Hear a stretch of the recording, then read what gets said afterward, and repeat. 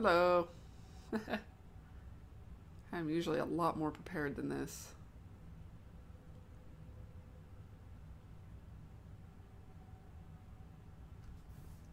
Hold on, just getting a couple things put out there.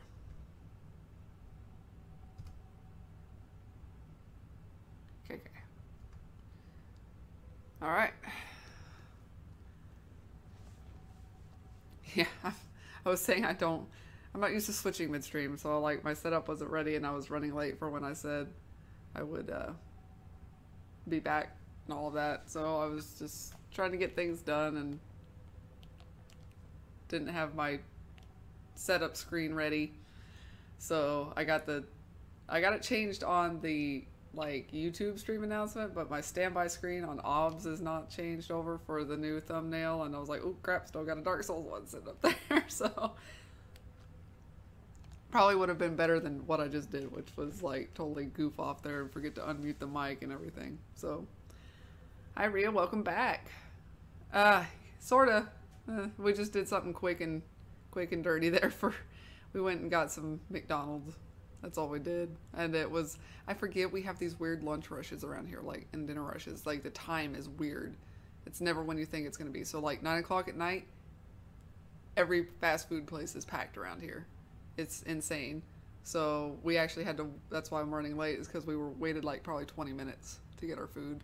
And they actually didn't get my cheeseburger ordered. So, I looked at the like receipt about the time we were gonna get our food, and I was like, they don't even have mine on here. So somehow he got it deleted off the order, and I didn't even. So Jonathan gave me part of his food instead of having to wait longer. Yeah, we do. We have weird food rushes around here. They're oddly timed. So yeah, usually like 9:30 at night, you see these like crazy food rushes, and at all the, like I said, all the fast food places are packed. I was just giving it a minute to let, I usually let people come in anyway and like put in the notifications in Discord and stuff, but there's a seizure warning with this game, so when I was going to let hopefully people show up that were going to show up. So, let me grab my glasses actually. Because if I'm going to have a seizure, I want to see it coming. Nah, I just figure. It's getting late, getting dark, getting tired. Okay, I have the lamp on. Do we want it on, off? Is it going to matter, you think? Also, I was just explaining, like, with my mic muted, that, yeah, the dead of night. Like, probably on the weekends, right? When everybody's, like, trying to get, like, I'm drunk food. It's always, like, everybody craves McDonald's when they're drunk. I know I did. My cousin did. That's how I got arrested. She had me bring her McDonald's when I was leaving the bar, and so I turned left instead of going right. So then I made a turn into the right lane going left, like, you know, every normal person does. Like, you don't really change lanes properly. You turn left and you just kind of go into the lane you need to be in. So then at that point, the cops followed me for about 0.6 miles. And then, or about a half a mile or so, with their lights off, and then pulled me over before I could get to the McDonald's, because they were like, oh, I see where you're going.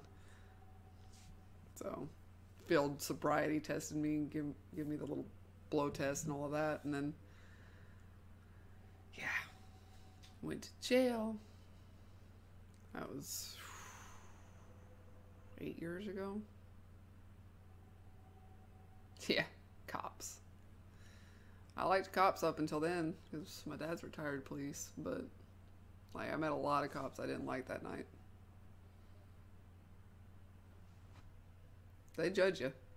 Alright, well, we're going to go ahead and probably push forward. So we're not waiting too long. I'm sure you've got to be up at an ungodly hour.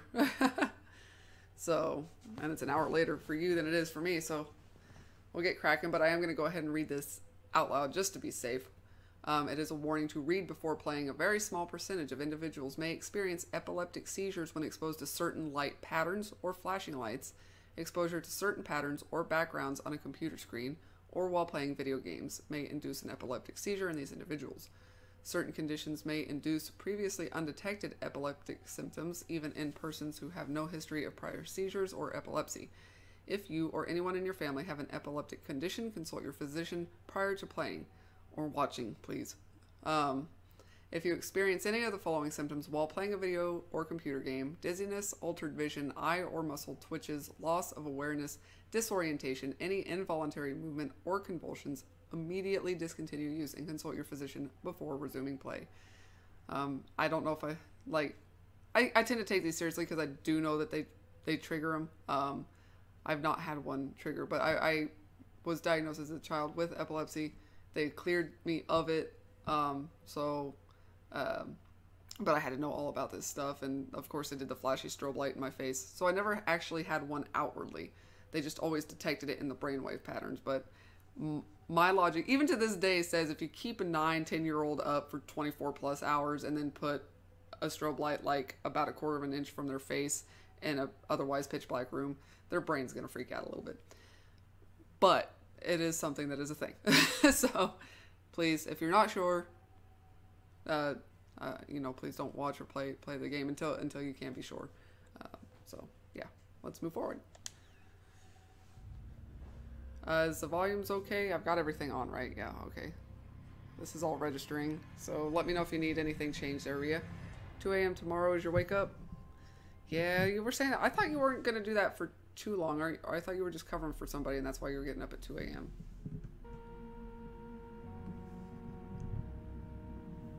It's like an old 80s movie.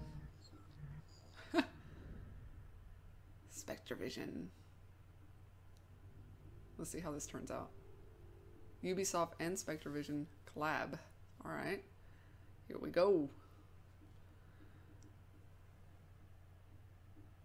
That does not sound like an effective testing procedure. Yeah, they want to see if like the flashing, they basically are trying to get testing you for it by trying to trigger it with any of the normal triggers of that. Like, yeah, you get all the goop in your hair and they stick all the little electrodes to your head and your heart. So,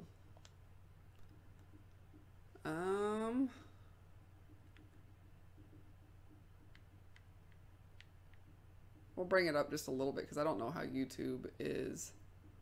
So we'll try it right about there. Been bouncing all over.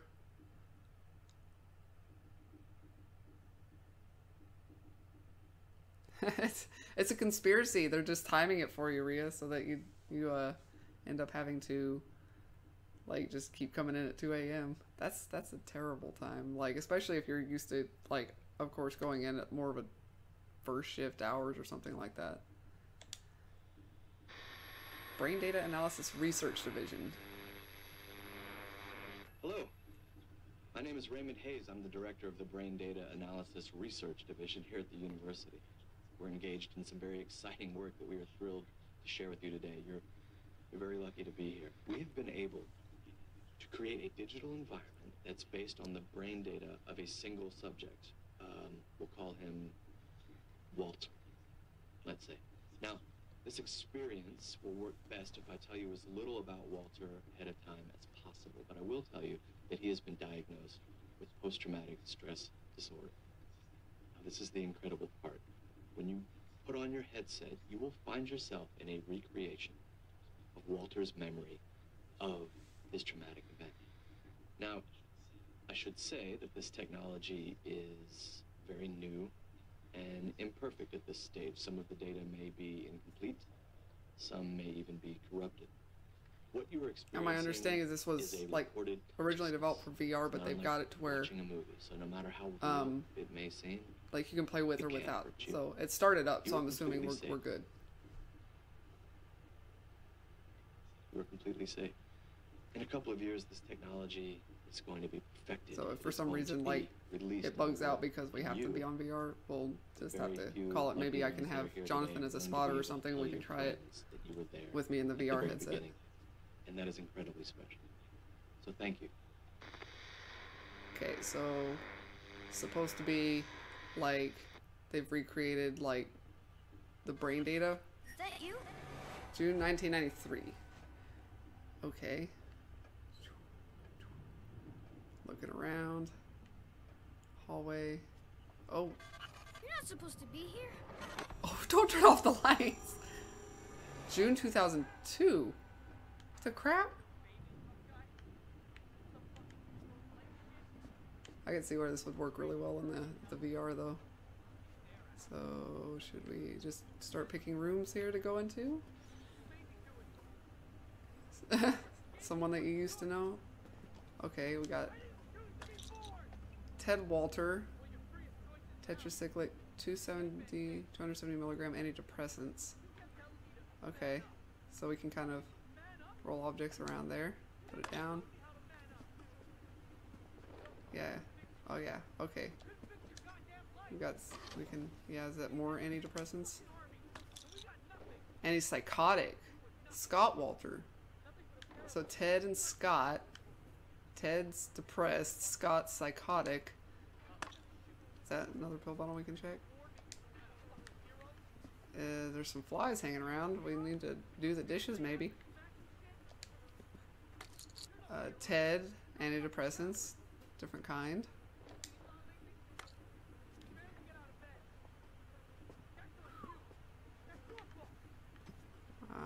Can we open the fridge? No? Aha. Expiration date 3/3/2002. A little bit old.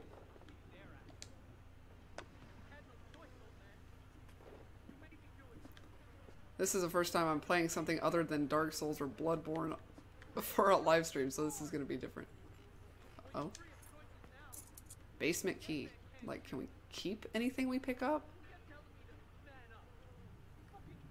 Like...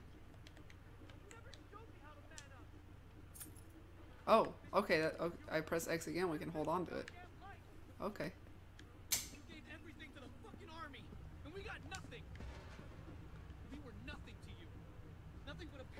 Well, let's go explore some other areas of the house.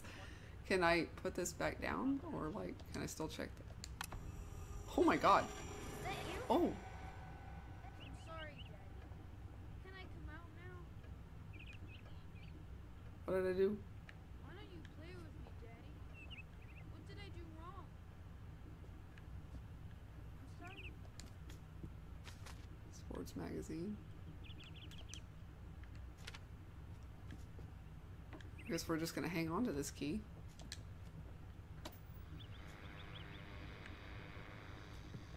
Okay, well, I'm uncomfortable with TV static after watching enough horror movies. I can...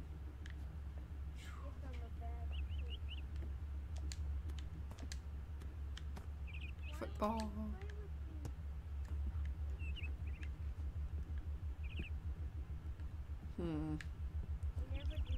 There's a missing picture frame. Okay, so we've got to find...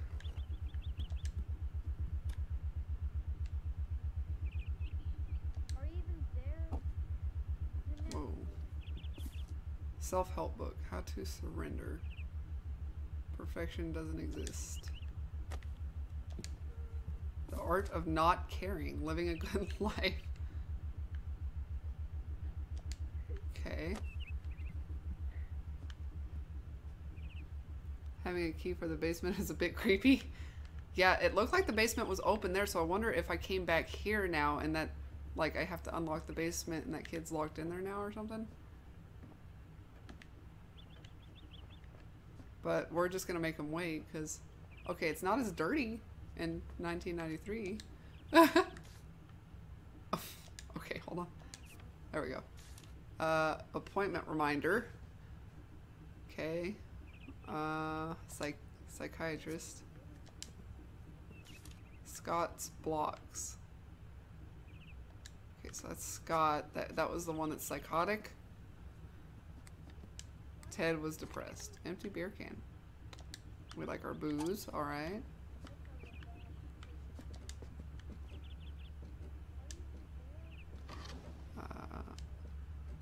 Nothing in there apparently.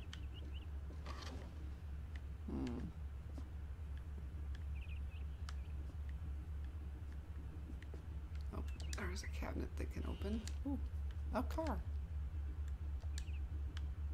I wonder if I like can only hold one thing at a time though, maybe? Anyway?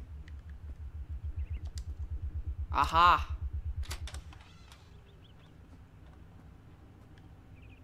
Should, like, can I go back to 2002? It looks like it's still over there, like, if we wanted to.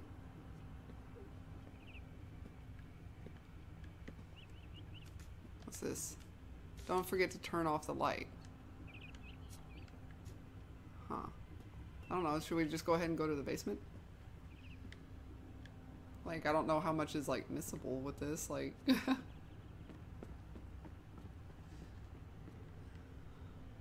Basements are creepy.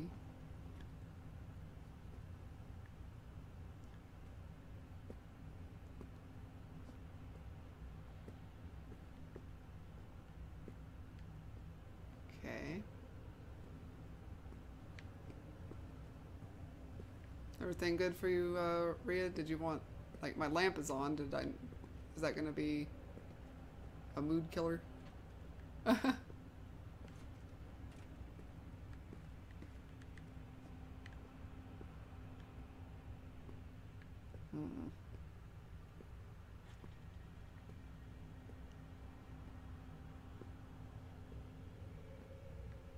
They really kind of set a tone here already. Oh, hey. The picture.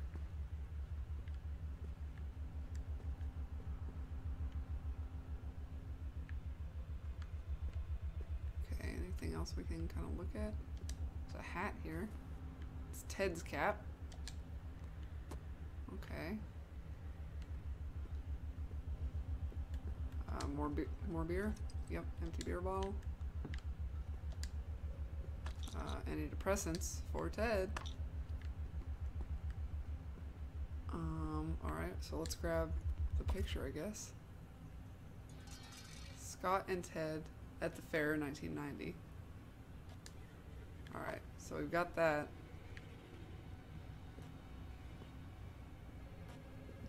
Ringing phone. Okay, barely noticed the lamp.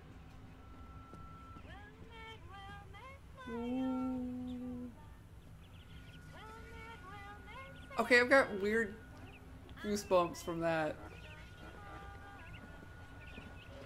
I'm just gonna go. Was it here? Yes, it was here. Hanging up the picture. Don't freak out. The bird is freaking out. Ugh. Daddy, is that you? I don't want to turn around. Oh, God. Am I supposed to go over here? Yeah. We're gonna... You're not supposed to. Can't believe I looked up to him.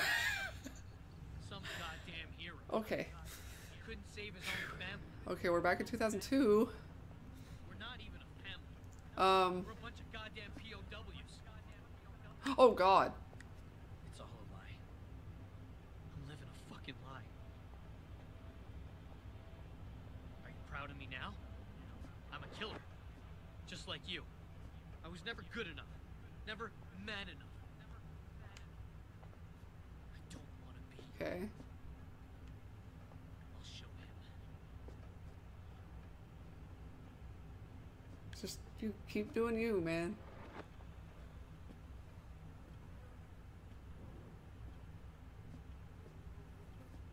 I think that's where we're supposed to go, though. We never did come down here. Oh, God, no. Looking for my dad? Well, No. you're too late. You wanna find Let's go back to the guy with the gun. Oh, did they shut me in? No. Don't shut me in. Mine eyes have seen Oh, the no. of the coming of the Lord. He is traveling Rhea. where the grapes of wrath destroy. Oh, my God. What the fuck? Of his terrible swift march, is marching on. Okay. Pretty sure that's blood. Glory, hallelujah.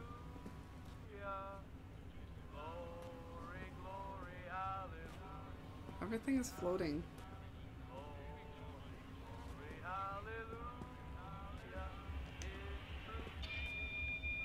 Sing on. I have seen him in the watchfires of cats. They have What is built this? in him an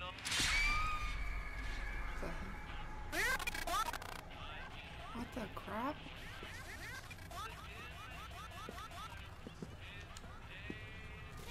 PTSD checklist civilian version. I don't know what I did.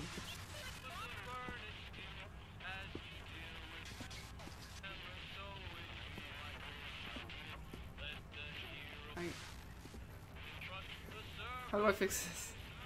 Am I supposed to tell what's going on? Not really. Yeah, goosebumps.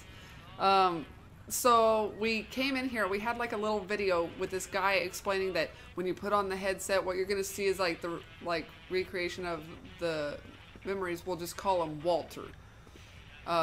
We don't want to reveal too much about him before you do this, but he's a PTSD patient. And then we come in and we just kind of like have shadows of people.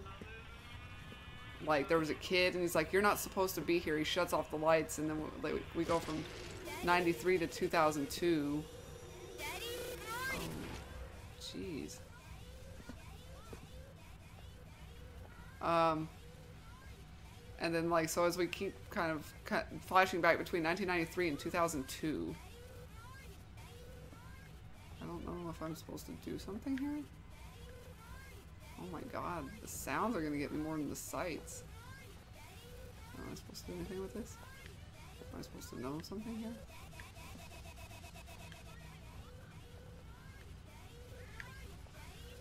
Yeah, I have no idea. I guess over here.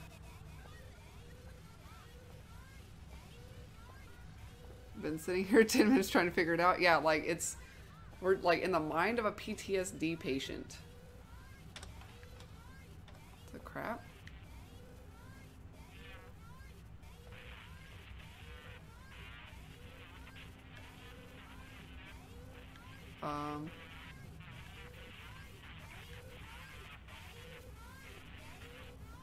Yeah, I don't know. I'm confused.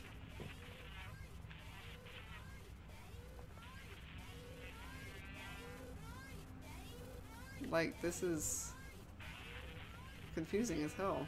Am I supposed to, like, kind of keep going forward here?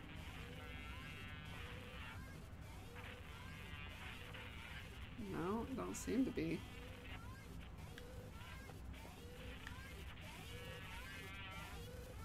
Like, I'm lost. I don't know what it wants me to do.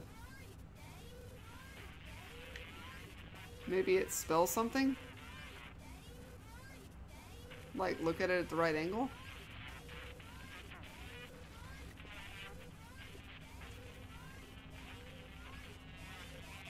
Oh!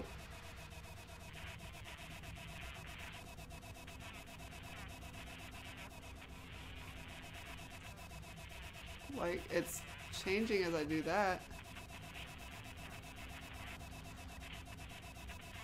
Oh! Nice call! Nice call, Plan C. I saw that outline over there. Oh. But I didn't think it had something to do with the blocks. Oh, shit.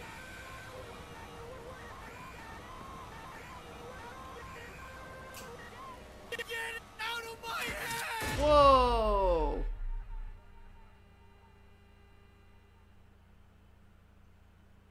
You're good at puzzles? Yeah, that's apparently it. I told you, short and sweet, right? Yeah. Wow. Okay. So, thoughts? Yeah, 0 to 100. Like, we saw it building with the guy standing in the room with the gun, the shadow. We didn't go in there. Like, I don't know if things are gonna change. Like, if we would have, like, gone in there with the shadow, if we would have gotten something a little bit different, because then I ventured to the basement because I was like, okay, if that's where we're supposed to go, I mean, is there things we can discover in the basement? But then the basement was where we needed to go, and we kept being able to seem to almost freely jump between the two time periods there. Basically, him as a kid and him as an adult. Now, this is prequel to the main game. Yeah, it looks like that's what happened there at the end. And it flashed between him being a kid with an axe and an adult with a gun. Is that what it looked like? All that flashing. But there was Ted and there was Scott were the two names we got. And Ted had antidepressants and Scott had antipsychotics. And then I'm thinking Scott was the little boy, maybe, and Ted the dad. So didn't see anything about a mom necessarily. We had some photos there. Probably could have, maybe, yeah. We don't know whose mind we're in. There's the other thing. We don't necessarily know who's, because he said we're just gonna call him Walter. So we're in somebody's mind, but we don't know necessarily whose. But yeah, there was like the military kind of seeming reference there. Like I said, I don't know if we could glean some more info if we went back through and kind of tried to pick up on some of these clues and look around. I don't know if that's something you guys want to try to do. Because we could probably just get through this again, get in there and like look for more stuff actually. I was bringing up the brightness just to, because I don't know how dark YouTube makes it, so we'll go with something like that. Yeah, I mean, we can jump back in here and see if we can find more clues. That would be something. Hello.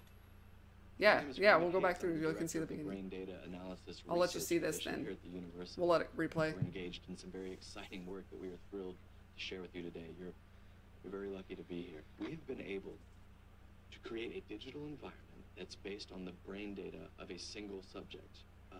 We'll call him Walter, let's say. Now, this experience will work best if I tell you as little about Walter ahead of time as possible, but I will tell you that he has been diagnosed with post-traumatic stress disorder. Now, this is the incredible part. When you put on your headset, you will find yourself in a recreation of Walter's memory of his traumatic event. Now, I should say that this technology is very new and imperfect at this stage. Some of the data may be incomplete, some may even be corrupted. What you are experiencing is a recorded consciousness. It's not unlike watching a movie, so no matter how real it may seem, it can't hurt you. You are completely safe. Why do I not believe that, though? You are completely safe. In a couple Don't of answer years, me. this technology is going to be perfected. It is going to be released in the world. And you, the very few lucky ones that are here today, are going to be able to tell your friends that you were there at the very beginning. And that is incredibly special. So thank you. Okay, so here's another thought. We have missing or corrupted data, so we're not going to get all the information. Is that you? Also, maybe we are not in either one of those guys' head. Maybe we are a sibling or the mother or somebody else who witnessed and was present for this event, essentially. And that's why we're trying, especially if both of those guys end up dead. So maybe we are a witness basically to this event where, like I say, another family member or something. Yeah, Bria. Exactly. So let's look around the room a little bit more. All right, so that happens. They send us to June 2002. Let's take a peek around what's going on. Let's go a different route than we did before. See if we find anything a little bit different. Okay, so still a football magazine up on the top here. Good afternoon. On my orders, the United States military has begun strikes against Al-Qaeda terrorist training camps and military installations of the Taliban regime in Afghanistan. Okay, so it seems maybe These carefully being military targeted related a actions little are bit. designed to disrupt the use of Afghanistan as a terrorist base of operations and to attack the military capability of the Taliban regime. We are Yeah. joined in this operation by our staunch friend, So maybe that. Great Britain. Other close friends, including Canada, Australia, Germany, and France, have pledged forces as the operation Is it unfolds. Hubavox? More than 40 countries That's in what the this Middle is. East, Africa, Europe, and across Asia have granted air transit or landing rights. Many more have shared intelligence. We are supported by the collective will of the world. More than 2 weeks ago, I gave Taliban leaders a series of clear and specific demands. Close terrorist training camps, hand over leaders I'm of the pretty Al-Qaeda sure, network, like, that's... and return all foreign nationals, including American just off and on? citizens, Yeah. unjustly. Good afternoon. So, On my orders, I think we pretty much know where that hit, so. I mean, I live here, so. on my orders, He keeps turning it back on, the though. United States military has begun strikes Okay. against Al-Qaeda terrorist training camps Um, and military all the pictures are gone there. Taliban regime in Afghanistan. Yeah, so 3rd Armored Division, Iraq, 1991. As a terrorist base And I'm of assuming our guy is the one in the middle, military capability since you can actually see him. Taliban regime. You're joined in this operation Nothing really written on it. Great Britain. Other close friends, And his hat, that was in the basement. Australia, Germany, and France have pledged Unless he's got multiple ones sitting around. operation unfolds. More than 40 countries, 2210. Africa, Europe, and across Asia have granted air transit or landing rights. Many more have shared intelligence. So, I mean, it would be easy to jump to the conclusion that, yeah, we're experiencing PTSD of memories of a military person. But if this went down like where they both die, like, or maybe since it's corrupted or missing, you know, data or something, maybe it's like it's just mixing up those memories in a way to where like the PTSD is him and but it's mixing in a bunch of different stuff. By destroying camps and disrupting So it's hard to tell with the way they've got it. It does. It makes you think. It makes you think of the possibilities. their evil plans. Yeah, let's make sure we check out things like the pictures. Let's get some clues here. Caves and other Hmm. entrenched hiding places. The military action is also designed to clear the way for sustained, comprehensive, and relentless operations to drive them out Okay. and bring them to justice. At the same time, the oppressed people of So anytime we change the lights here. So now we're at 93. But that's just static. So we got our football, bird. Okay. So it's like mom, pop, and kid then.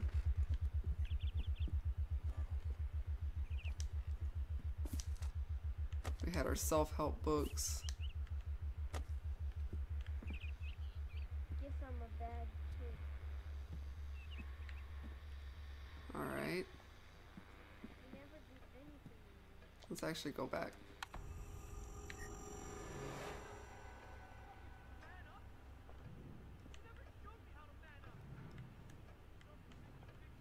Okay. You're not supposed to be here? Yeah, that makes me wonder, like, what are they... Yeah, the shotgun guy is ex-military? Okay. Well, they seem to, like, flash from that kid, like, having... I thought, like, they're at the end having the axe versus having the gun. And it seems like the dad was maybe the ex-military. Yeah, I'm trying to... I guess we should listen to the conversations, too.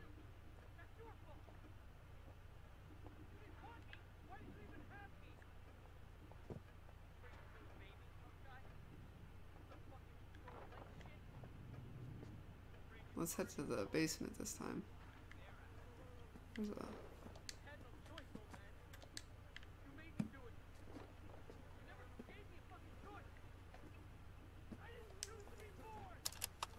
You have one new message. Scotty? You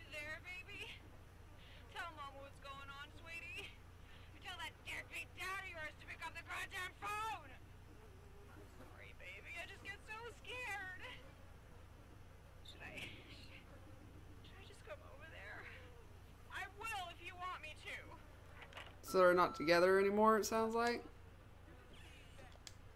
Ball glove.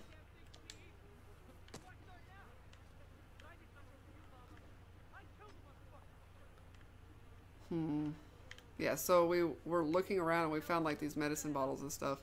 So you've got Ted with antidepressants and Scott with these antipsychotics. Yeah, and with "you're not supposed to be here," I mean, that could hint at a couple of different things. I'm thinking, like, you know, you could either be somebody else other than these, like, but was involved in the incident, like in the sense of being a witness, or they can see that you're there when they're not supposed to be able to, like, as the viewer of these memories. You're a fucking coward. Oh shit!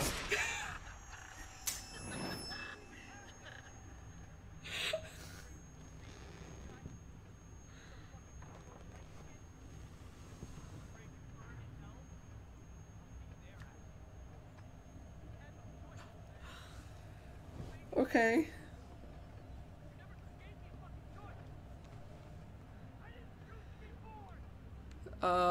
So is that just gonna happen every time we go down there? That didn't end well, no. I don't think we're supposed to be there. I guess that's what's gonna happen if we try to go into the basement.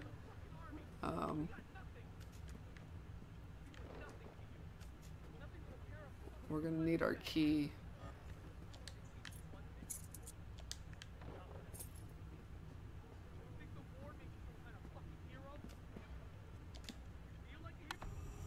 I'm getting a feeling that the kid was a sports star in high school. Are you even there? You're never there. Then the dad may have made him join the military like himself and it screwed him up. Then he paid him back. Just my gut feeling. He was saying, We never do anything. we never do anything anymore. If this is 93 and he was in the military 91, if he's experiencing like PTSD or having problems or getting depressed or something like that, then that could, Guess I'm a bad. the kid, you know, is not, is thinking like, okay, I must be bad. You don't want to be with me. Why won't you? You don't want to do anything with me, but it's like the dad experiencing maybe his mental health issues and trying to deal with that. Versus like the kid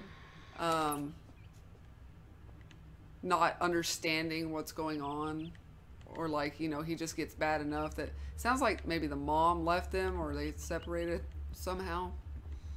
So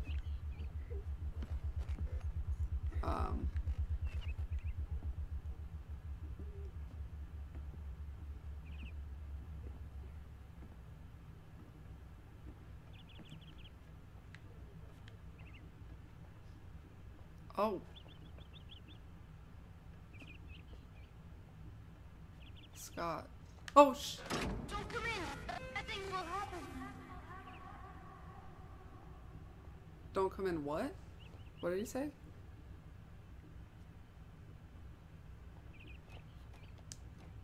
Leave me alone. Leave me alone. Magazines, balls, gloves, etc. Yeah, there's. Leave me alone. Okay. Where are my blocks? Where are my blocks? So that's giving you hints as to what you need to be doing, I guess. Okay. Pictures that he drew, I guess, and a picture of him.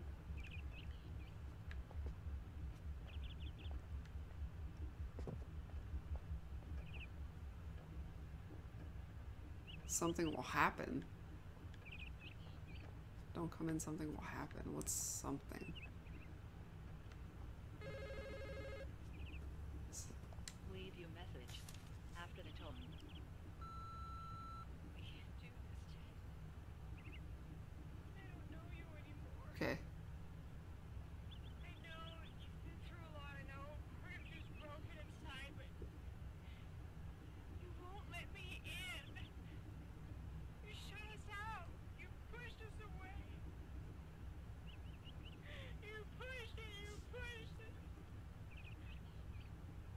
Now I'm broken too.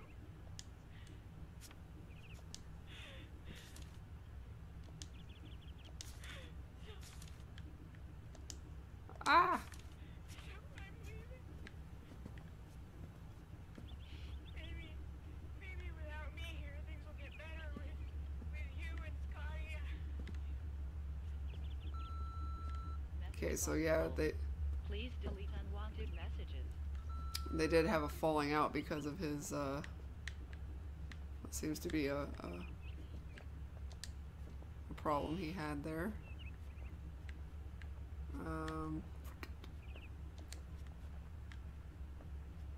Looked like maybe we could get something in there, but maybe not. Usually the little thingies flashing like that you can kind of interact with. But I don't know if that's where...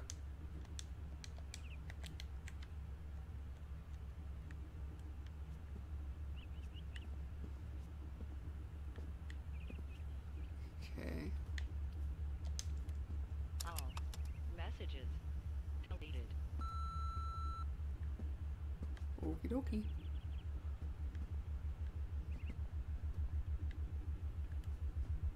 You hear those like audio cues almost?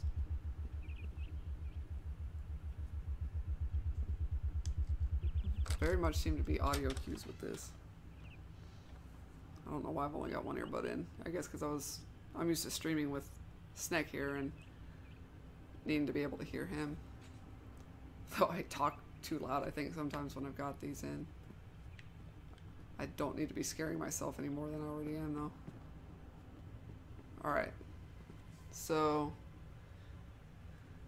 yeah, I think it might be both. Like I was saying, if the dad went through trouble, then the kid is not going to understand what's going on with him anyway. But then, like, it sounds like the dad went through more than just like, I'm a bit depressed or I'm having trouble like dealing with certain things. It sounds like maybe he even got aggressive, alcoholic. There's all these beer bottles lying around. And that seems to be Ted, who's the one with the antidepressant bottles. Scott has the antipsychotic bottles. So whether he was predisposed to something, already had it, and that's why he ended up the way he did, or he went psychotic from whatever his dad was doing or going through as a result. It's hard to tell. We're just trying to piece together some clues here. And of course, they're going to leave it very, very vague. We're going to have to sit here and be like, here's like 10,000 different theories as to the direction this could be taking. So Dad seems to be on the one med, the kid on the other. Yes, exactly. So they both have medicine. And obviously with this being 2003, the kid is older, so not really a kid anymore. So I'm not really seeing any more clues. We can check this area before we do the picture. Okay. Like just some paints and stuff like that, tools. Again, we have like these football.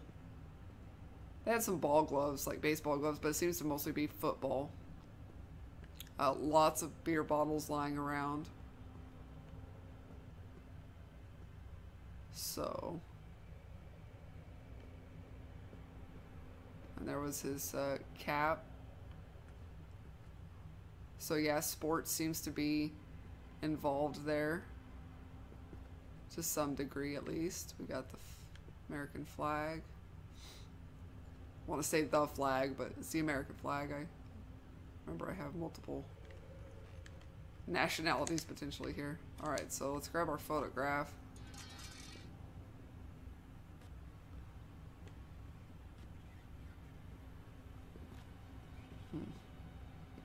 Okay. Oh yeah. I'm sure there are. Like, I bet everybody's breaking this down that's looking into it. Yeah, and then we had the phone call.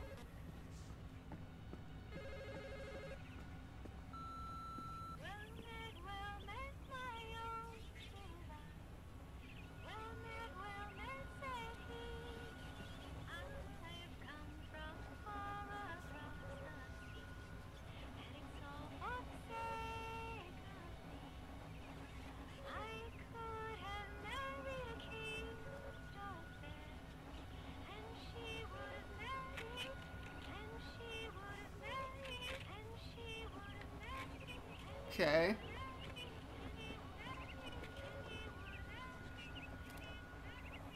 So let's put our picture up. Yeah, you can hear like definite audio cues. Daddy? Is that you? Let's not turn on the light this time. You're not supposed to be here. He turns it. Can't believe I looked up to him. I bet we get shot again if we go in this Some room. goddamn hero. He couldn't save his own family. We're not even a family. We're a bunch of goddamn POWs. It's all a lie. I'm living a fucking lie. Are you proud of me now? I'm a killer. Just like you. I was never good enough. Never man enough. Okay. I don't want to be you. I'll show him.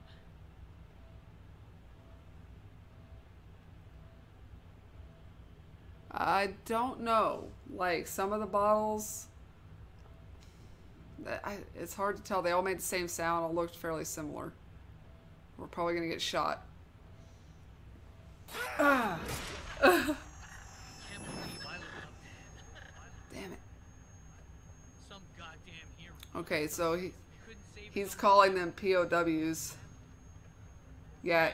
Well, and even then, We're a bunch of goddamn if he wasn't for like either that or something like, you know, it's that military like kind of dad concept, like he treated his family like he was still in the military, like everything's got to be perfect, you got to be a man, you got to, you know, just very strict kind of military type environment, even if he didn't force him into the military.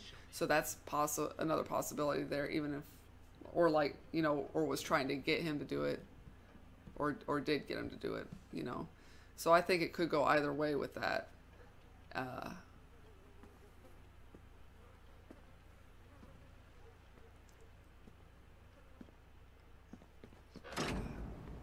Looking for my dad? Okay. Well, you're too late. You want to find him so bad? You can join him. Looking for my dad. Too late. You can join him. So like he's already killed him?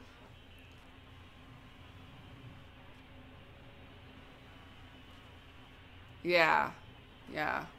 There's basically two ways you can almost look at everything in this game right now.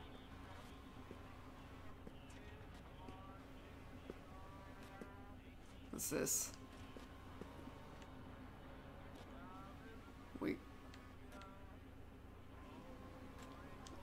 There's not really a...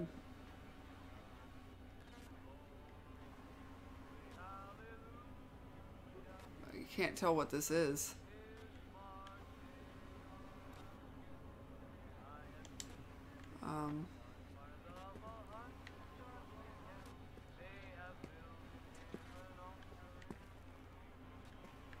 Yeah, basically a bunch of those books, though, in the basement now.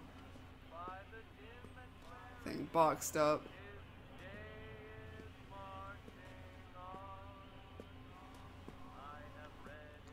Yeah, we used to sing this song in school.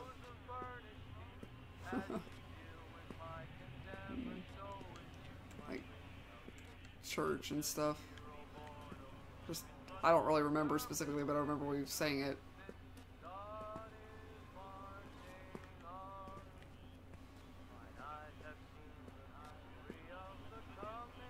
Probably church.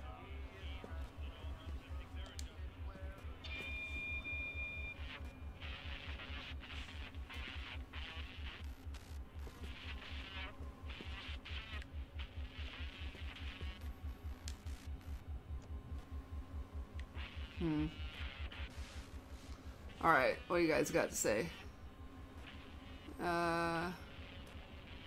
Says something up top when you pick that up. Oh, it did? I didn't see it. The book, right? About a matter of perspective.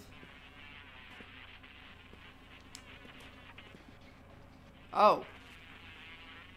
Yeah, that's weird. I've not had any frame issues.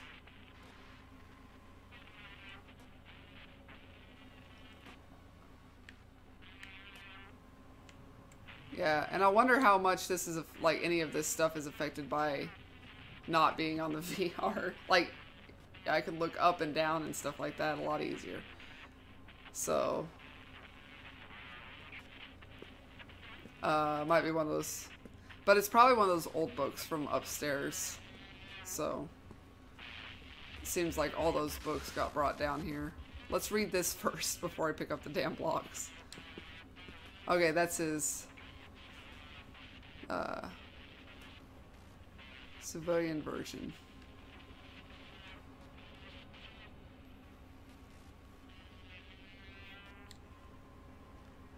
Huh.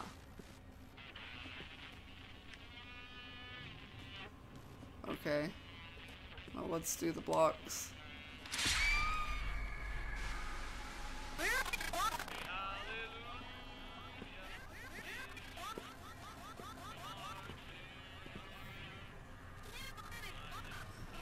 I think that's a hint. Oh, the Great Book of Blank.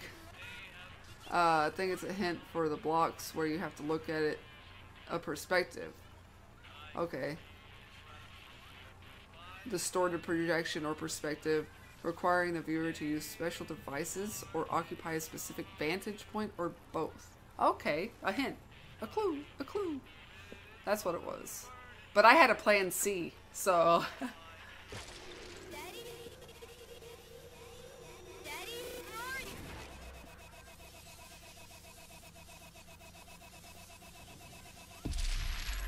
And then this was, yeah, okay, and this was Scott's door, and he said, don't come in, something will happen, right?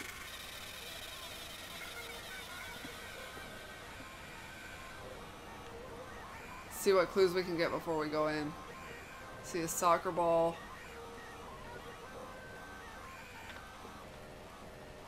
What is probably Ted.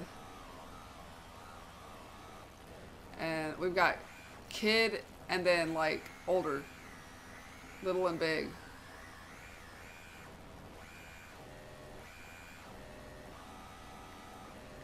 Help me! Okay, he's holding a gun in both. Get it out of my head! Okay. So he's holding a gun in both, but which one was it? I would think the older one.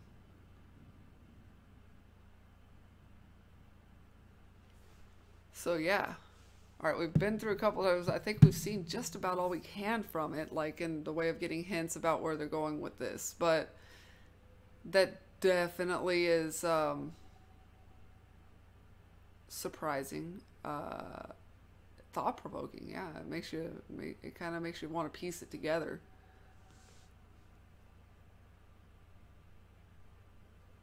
Yeah. I mean, I could see reasons for there to be lots of characters with PTSD in this game. Yeah, get out of my head. Then again, if he's the... But then again, do they have kind of a sci-fi twist? They already have a sci-fi twist, and that we're reliving somebody's memories. I mean, that's not something that you can do. So maybe, like I said, I don't know if they would have that... Explore that twist where... he's aware of your presence. You're not supposed to be here. Get out of my head. That could be referring to his dad or to him, or to you as the player. It still could be referring to him. Everybody wants to get out of their own head every now and then, right? So, nightmares, memories, people. That's what's like. You can read too much into. This is one of those things. You can read too much into it. Or you can read not nearly enough. It could, like, you can... I feel like it's one of those things could go either way. So, it's definitely something that provokes analysis. It really does. And, like, how much detail you can find and what kind of theories you can come up with to piece it together. Because then, yeah, I mean, you start to think, oh, it's this. But then you're like, well, what if I'm jumping to conclusions? Like we just immediately went to, oh, military guy has PTSD. But, and we're experiencing, like, say, his memories. But then we flipped it. We're like, wait, maybe that's not necessarily what we're going with here. Maybe we're experiencing somebody else's PTSD. So, because you can get it from so many things. He has it from the military. Then the kid gets it from, you know, a traumatic event with his father. And then you know, like, you know, person C gets it from witnessing him kill his dad and then himself, you know, and that seems to be what's playing out. But they when you remember the sequence going in, like, then you get told it might be incomplete, it might be distorted. Basically, things might not be there. You might be missing clues. You might have things that are essentially wrong because they're corrupted. Like, you're not getting the right data. Corrupted, because you think corrupted, you're thinking, oh, like some of these images are a bit like wonky. But corrupted could also mean not like incomplete or incorrect. So for something to be corrupted, it could mean a few different things. So if we're getting the wrong data, then that's going to definitely be like a red herring and mislead us on what might be going on. So, and something that we would have to piece together through the rest of the story.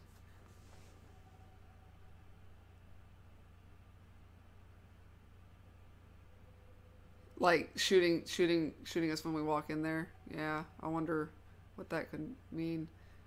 That repeated being shot is messed up. Yeah. Yeah, there's a lot that's probably messed up with this game. So and like I said, unless you're Scott and him shooting you is him killing himself, foreshadowing. Definitely. I can see that possibility. Yeah. So this is, yeah, it does. You just want to sit here and kind of break it down and discuss it. What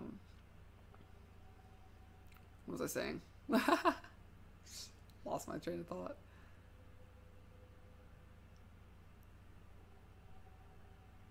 Yeah, lots of theories.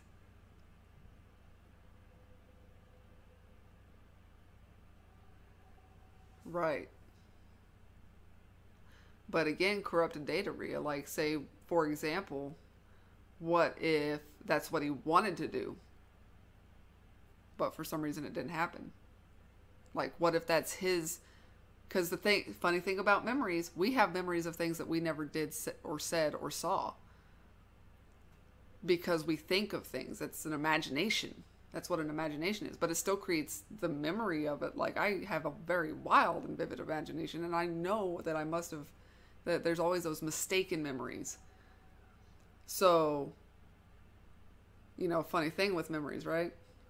They can be incorrect. So if we're experiencing his memories and he's psychotic, he could have just imagined that.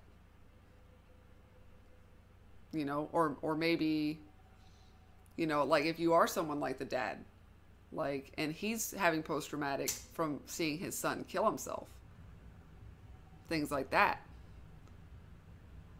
So, like, you could literally take this so many directions, like, and that's what's crazy about it. I think what I was going to say was, we're thinking about this. It's like I said, they've set this and described it as a prequel story to the game. So, like, maybe not a separate one altogether, because I'm not exactly sure. Obviously, we've got limited information as far as I know, which would be the best for this game. You don't want to give anything away. But basically, this is set prequel to the main game in some way.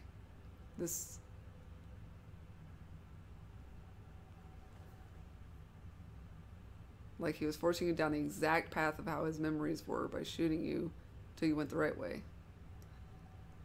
Which got me every time. Like, I knew it was coming, but it made me wince.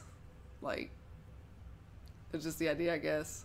You know, sometimes I don't know what's worse, seeing it coming or not seeing it, because anticipating pain, anticipating fright.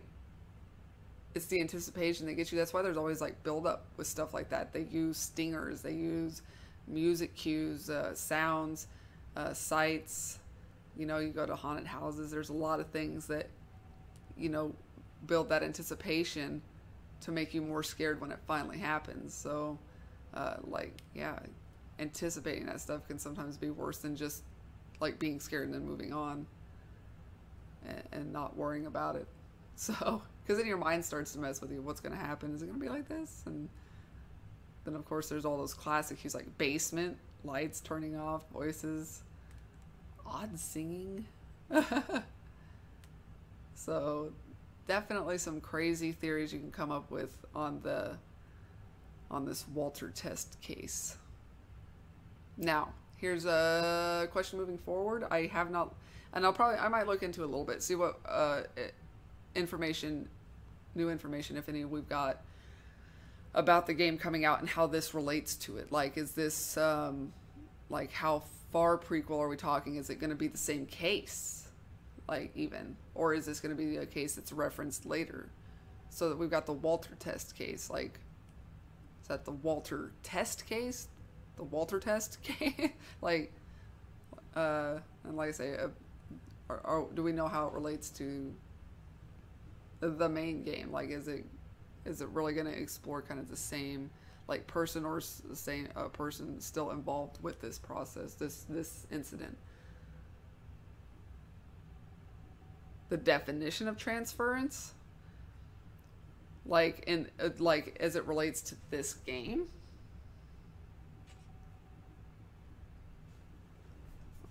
because see here, or just like in general.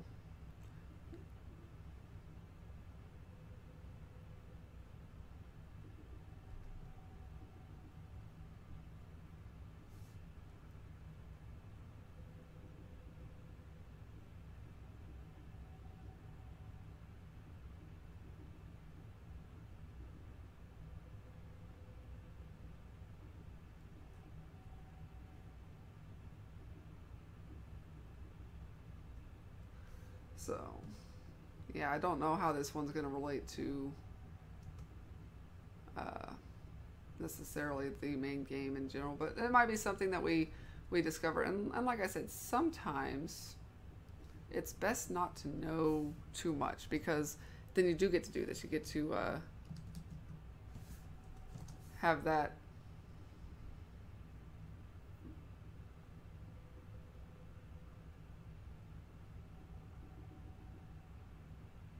Alright, you're saying defined as the unconscious act of assigning feelings and attitudes associated with one's past to someone or something in the present. Yeah, it's kind of the idea. I think that was along the lines of what I was probably thinking it was probably going to be, but yeah, it explains the time jumps. So, okay. So, given that, if you think about the definition then,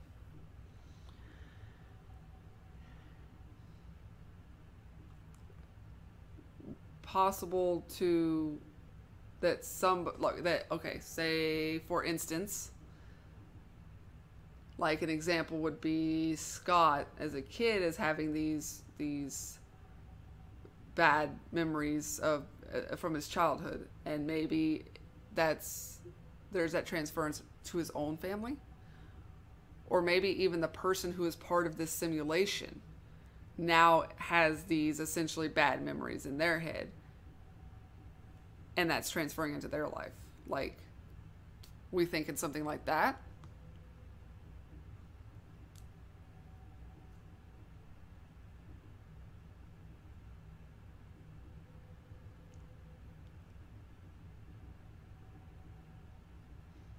So, because that's another direction I feel that could potentially take then, if you're looking at kind of that definition and some possible ways, again, because this being the demo and it's prequel to the main game, like what direction is that main game going to take? Definitely a tie-in from 93 to 2002. Yeah, because we keep taking those jumps back and forth between those two which seem to be key times. Obviously, there's a lot going on in between, and then like they, you know, the mom and dad split up. She's worried about her son. Calls him a deadbeat dad. Because your test is in 2003, so it's after. Yeah. So, which obviously would make sense. We're reliving those memories of a PTSD patient. So, as he said. So, yeah. Or maybe it's like not even referring to just one case of transference specifically. So maybe you have that transference of whatever's going on with the story that we're getting here, but then like it's affecting this test, this test subject that's doing this thing in 2003 with the memory. I don't know if they had a name for it, but like this reliving the memories of somebody, and it's affecting them. Yeah. Who is the player character? Are we living this? Are we living the same character? Are we going to be living different ones? So, and then like who, like as the player character, I mean, are we as the player character going into this test? Like let's just take this demo. We get put into that. Are we being put into somebody's shoes specifically that experienced it? So we're reliving the steps they took, and that's why we could only go certain directions? Or are we our own entity within that universe? And like we can essentially free roam, sort of. Like, but like the way he talked to you would be reliving the memories of somebody. But yeah, they're like, if you're like, are you free form essentially in that memory? Or are you basically essentially occupying somebody's body within that memory, their own space, like, and what exactly they saw and the steps they took? That's a curious question right there, I think. And yeah, there wasn't really any clues to the player character, and no clues to, I think, necessarily, unless you're looking at things like that, like, oh, you go off in this direction, but you know, you get shot and then you have to start over, you know. Rio, you still there? Any thoughts, or you have any opinions on how the demo went? Are you interested at all? Or are you just enjoying the theories that we're coming up with? Maybe you're in the shoes with the one with PTSD. Could be a bit of both. You're free wandering and switching to a perspective. Okay. Yeah, because I mean, like when I think about it, it makes sense, because he says you're living a reconstruction of the memories of somebody with PTSD. But they don't want to tell you too much about him at a time, because it works better if you don't know too much. But we're reliving these memories of somebody with PTSD. So you would almost think that we're reliving as that person, like they move here, we move here. Kind of like we're just kind of in their, you know, kind of head as a viewer in first person perspective. But yeah, it could just be that it reconstructs this world of memories, and you're just kind of jumping in to where like you can kind of view what you need to view and want to view about it. So that there's the two ways that it could take, and I don't think it really gave too much hint as to which one that is. It could be in the shoes of different people. The light switch being how you change times. You could also be changing who and how you're seeing things. Right. Perspective viewing seems to be everywhere in this. Yes. Perspective. It's a nice point, Plan C. Okay. Which was very interesting. I wonder how long I would have been stuck on that puzzle. Like, I didn't even think about it, because I saw like the little flashy like outline of the doorway, but I didn't even think to line the blocks up with that. I just kind of went over there, was like, oh, I'm supposed to like just go that way. I didn't even think about the perspective with the blocks. That was a nice save jumping in there with that. Oh, man. I don't know if I should feel bad for not thinking of that. But I guess everything is experience. You think of certain puzzles, you solve enough puzzles of a certain type, and then you get to remembering, okay, I did this for a puzzle once, I did this for a puzzle once. So I guess everything is in the experience that you have in doing things, because then you have more tools at your disposal for tackling those. Yeah. Must have meant something. That's why I say, like, some of the stuff was like flashing, and usually you can interact with a lot of the stuff that is like was doing kind of that like flashing a weird light, almost that like digitized effect. I couldn't seem to get in the cabinet for those one items though, so I wonder if that was just a slight interaction that you could do to open the cabinets to look, or if it has. And I am wondering if like there is any effect in the fact that I didn't play this with my VR headset. A bonus is I can always jump back in like at any point with the VR headset on instead, and see if that changes anything or how easy it is to interact or view those things. Like on my screen, I couldn't see those words at all for that book. So, and they probably set it up higher, you know, again as more of like the like little nod to having a certain perspective on things, you know, and so you had to kind of look up to see the title on that one, but. That would be something to address with non-VR users if they are going to make this playable in non-VR. That's something to think about. So, because I was trying some of the different buttons and stuff and I wasn't able to get it to do anything.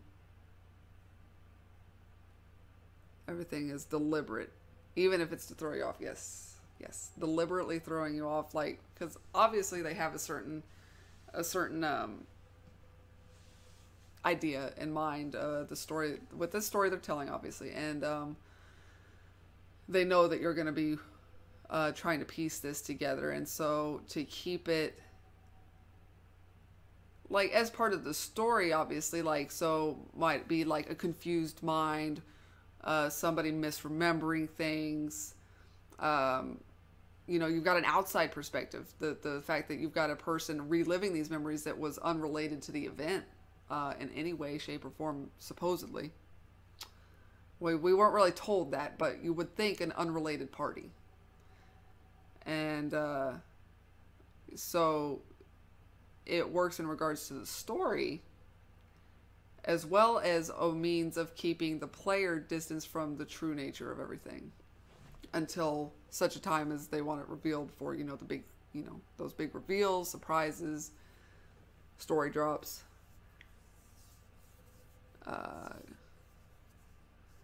Like showing a picture that looks far away but is actually really close. Yeah. Or the blocks type of puzzle. Yeah. So, and as you guys were discussing, that could be another thing that's touched on with this game. Like, that could be another theme altogether within the game as perspective. You know, if they're going to be using a lot of those kinds of puzzles, how you're seeing things, how you're looking at things, you know, with the lights, the block puzzle, maybe it's another larger theme within the game. It's all how you look at things. And so, you know, maybe if like that idea of maybe if I'd thought about it differently, maybe if I'd looked at it from a different angle, you know, kind of thing, I would have seen what was really going on, kind of stuff. So, like I say, quite thought-provoking. I mean, look at how much it's got us to discuss this. Like, we played through not only did it's short, like, we played through that in, like, what, 15-ish minutes? And then we went through again, taking our time to go through whatever we could see and find, trying to take a closer look at what might be piecing together what's going on in this story and with this family and what they're trying to tell us, and then sitting here discussing for what, half an hour, 20 minutes, half an hour already on what's going on with this and what direction they might be taking with it. Different views of perspective to events can be psychological. Trying to piece what happened has potential. Yeah. It does make me curious for the main game. That comes out in September. Let me get that release date. Specifically. I want to say like the 16th or something. Yeah, 18th. We're looking at the 18th. So, very soon. Soon. Like 3-ish weeks, a little less.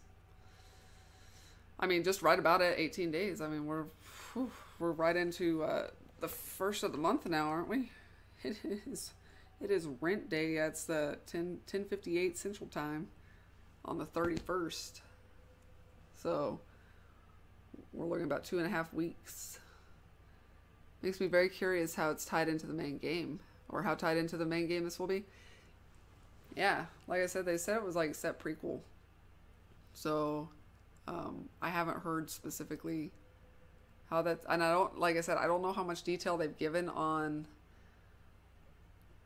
the main game's like progression or story or puzzles or anything like that. But again, it's one of those, maybe I thought I would look more into it, but I'm wondering if I don't want to, because I'm like, this has been really awesome to do this as a live stream and then have it a discussion with you guys about it. So I actually really do want to live stream this and have you guys with me, because this has been really cool to do. And so, but it also makes me think I don't want to know how it relates. Let us figure that out together, kind of thing, and kind of experience that the way we're going to experience it without any outside, hopefully, influence, as little as possible anyway. At least on my part. I mean, you guys, obviously, if you got curious and want to look it up, I'm not going to tell you like, no, you can't. But I don't know. This was really cool to do. Like, and the discussions we're having. Description of the game makes it clear. Literally says you take a different perspective of the family and try to piece it together. Probably not that family since it's a demo. Okay, yeah. Then that's, so, like, we were on the right track there with potentially having the different people and the different perspectives that way. But yeah, I thought this was pretty cool to do. Yeah, picking apart. It's probably a tangled mess of yarn too. It's probably gotten all knotted up, and you gotta like do that little bit of work and just to uncoil a little bit at a time, so that you don't knot it all up again. Yeah, and it was cool to do something different live with you guys. So, because all I've ever done, like I said, I did Bloodborne, then I went into Dark Souls Remastered. I didn't even finish Bloodborne. I've still got the rest of the DLC to do and the secret boss. But this was very refreshing to do, because since I tend to only live stream once a week, I almost said once a month, but it's about that sometimes. I think it's like I play that game for so long as my only live stream game, and then it's nice to have something fresh. Yeah, the fan theories can be fun. I think if they're well thought out. Like, not just like way out there like what they'd want it to be, but just, you know, these well thought out, like when they present you the evidence for what they think their theory is and why it's right, that you go, oh my god, that makes sense. Like, that would totally make sense. It just blows your mind. It's not, again, it's fun to think about stuff like that. And I never really do that a lot, so it's fun to get to do it with this a little bit and get to talk about, you know, talk a little deeper about something I'm playing like that, and in the sense of getting to try to figure it out and what we think might be going on. So definitely very cool. So you guys would be interested in like a live stream of this? Because I'm really, I enjoy the idea of it, especially as much as we've gotten to discuss this going forward, and I think I would like the company anyway. Could be a very intense game and story.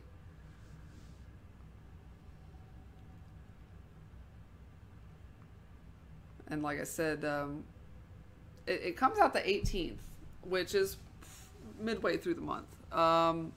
So we could put it on like, and we don't have to start everything exactly in October, but we could kind of put it as part of the kind of October playthrough. And like I said, I'm hoping that by then I'm getting a better idea of where I'm setting at on hours, and then we could do like, you know, maybe like 3 streams a week or something like that, on a regular basis, at least through that month, and see how it's going. And hopefully I can manage to keep up with it. Usually just part of it is if I'm doing Let's Plays and stuff like that, trying to keep up with that video editing and stuff like that can be a little bit tough. But I was actually debating about even like not doing a Let's Play for the month and only making it streaming to do the games. Nice. I would love to do this. Yeah, definitely. It will be on the list when it comes out. We will work out a live stream schedule. And like I said, hopefully by the time, at the very least by the time, if not this comes out, by the time October hits, like October 1st, I'll have an idea where I'm going with work schedule, and that if I'm getting 2-day weekends pretty regularly, and if we're cutting out most of that overtime, and just where my overall energy level is at. But like I said, I could potentially cut out the Let's Play portions in favor of live streaming the games. So this one, and I already have Observer downloaded as well. And then what we can do is also work out scheduling, because here's the thing, we could still do, basically my time slots would be limited on days that I have to work. So I'm third shift. So basically my Monday through Friday is Sunday night through Friday morning. My day starts at, you know, the evening before. So like my Monday is Sunday from 10 p.m. to 6 a.m. Monday. And then my Friday ends Friday at 6 a.m. And typically we've been working overtime, so I've had to work Friday nights, 10 p.m. to 6 a.m. on Saturday morning. But hopefully, like I said, by then we'll have 2-day weekends. And then, but I have to be done with whatever I'm doing and getting ready for work at 9 p.m. So basically I'm unavailable from 9 p.m. to 6 a.m. And then, you know, while I do the work thing, and then, so we could do basically evening streams around like 5 o'clock like we've been doing, which would give us 2 or 3 hours, and then still give me time to make sure I'm getting around for work. As long as I have to work that night, it's more open. If we're doing it like on days I don't have to work, obviously, like say tonight I didn't have to go into work. It's 11 o'clock my time, so like I normally would be at work, but like that would be more open on those days. But again, there's at best going to be 2 days a week, Friday and Saturday, or Saturday, Sunday, which would be Friday night and Saturday night, that I would be able to do that in most cases. So, because then the other option is that we can do it in the mornings after I get home from work and get showered up and all that. So, and again, like if it's like Saturday, Sunday for me, like it leaves it a little bit more open, as long as I don't have to be into work at night. So I could do awkward times like in between my sleeping schedule or later at night. But yeah, if you guys have something like, if these times work for you, like 5, 6 o'clock at night, then we can keep doing that. But if there's a couple of days where we might want to move it around, you know, you just let me know, and we can kind of try to work out what's going to work best. But at least you guys seem to be able to attend. Yeah, weekend is fine.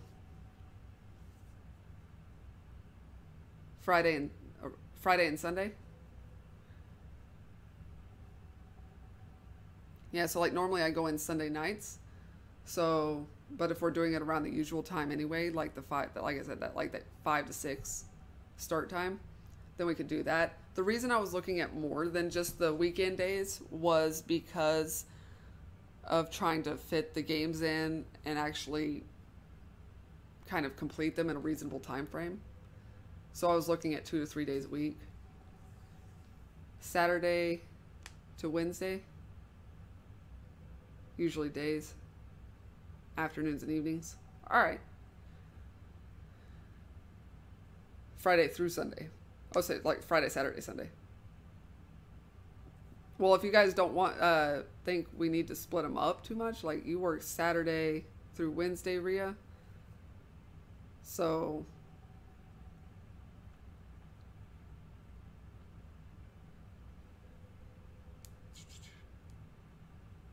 you're off like Thursday, Friday. So I mean, but if you're good for it on the week, I mean, we could do like Friday, Saturday, Sundays. If you guys don't like, if you kind of want like a 3 in a row and then like 3 on, 4 off kind of thing. Because I was like, I wasn't sure if we wanted to do like spread out or not. We don't have to work it out like in like permanently, but I did want to kind of get an idea of what you guys thought, so that I could kind of, as we come up on that time frame, I'm kind of working out the way things are going to go. So that way, just kind of have the idea in mind, so that I'm hopefully not flying by the seat of my pants as much as, like, say, starting this demo up this afternoon or this evening and being like, all of a sudden I am not ready to stream. All right, yeah, and I'm gonna go and I'm gonna get to some video editing so I can have Yakuza video ready for tomorrow, and then we got more Dark Souls tomorrow afternoon at 5 o'clock. It'll be 5 p.m. Central Time.